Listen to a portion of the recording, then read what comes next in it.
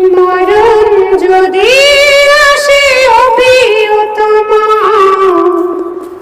ভুলে যেতে পারবো না করিও ক্ষমা। মনের মানুষকে কি ভুলে থাকা যায়?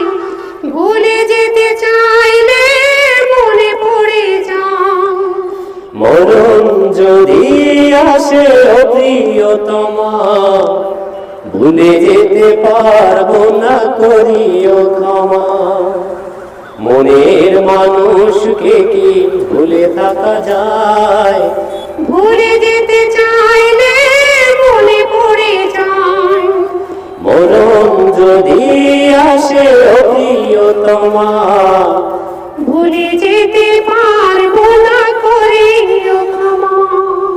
কি অবস্থা নাদিম ভাই, কেমন আছেন? আলহামদুলিল্লাহ ভালো। আপনি যে গানটি পরিবেশন করলেন, আসলে আপনি তো ডুয়েল ভার্সনে গান গান, তাই তো? জি জি হ্যাঁ জি। আপনি কি ডুয়েল ভার্সনে কি সবসময় গান গান, নাকি স্পেসিফিক ভাবে হচ্ছে বললেন? এর ভিতরে যে আপনি যে গানগুলো করেন, আসলে মানুষ আপনাকে কি চোখে দেখে আপনি যখন ডুয়েল ভার্সনে গানগুলো করেন? মানুষ মানুষের চোখে দেখবে, আমি আমার গাওয়া গেয়ে যাব, মানুষের বিভিন্ন রিয়াকশন থাকবে, মুভমেন্ট থাকবে। এটা মানুষ তো মানুষই।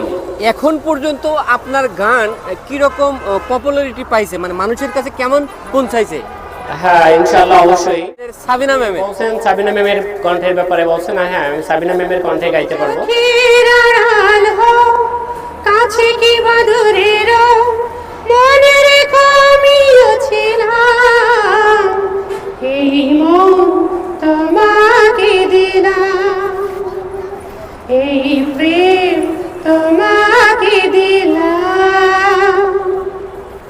আরে ভাই দাঁড়ান, আপনি ছেলে না মেয়ে? মানে আমার দর্শক যদি জানতে চায় তাহলে আমি কি বলবো?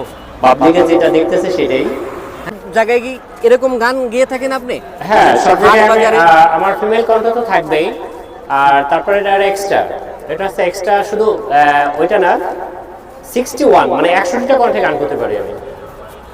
একসঙ্গে 61টা কণ্ঠে। 61টা কণ্ঠে? জি। সুপ্রিয় দর্শক দেখেন, 61টা কণ্ঠে উনি কিন্তু গান গেতে পারেন। আচ্ছা, আপনি কি হিরো আলমের মতো কি ওই কয়েকটি ভার্সনে যে গান গায় এরকম কি সাধারণ না, মানুষকে আমি শোনাবেন অত নাকি? বড় সেলিব্রিটি হতে চাই না। হিরো আলম তো হিরো আলম, হিরো আলমের জায়গায় হিরো আলম, আমার জায়গায় আমি। সে অনেক বড় মাপের একজন সেলিব্রিটি। আচ্ছা, আমি আপনি ওরকম হতে চাই না। 61টা কণ্ঠে যদি আপনি গান গাইতে পারেন, ঠিক আছে, আমাদেরকে 3টা কণ্ঠে গান গেয়ে শোনান। নেন। 3টে কণ্ঠে। জি। এখন শুনবেন রুনা লালার কণ্ঠে একটি গান। ও আমার বন্ধু গো, চিরসাথী বছর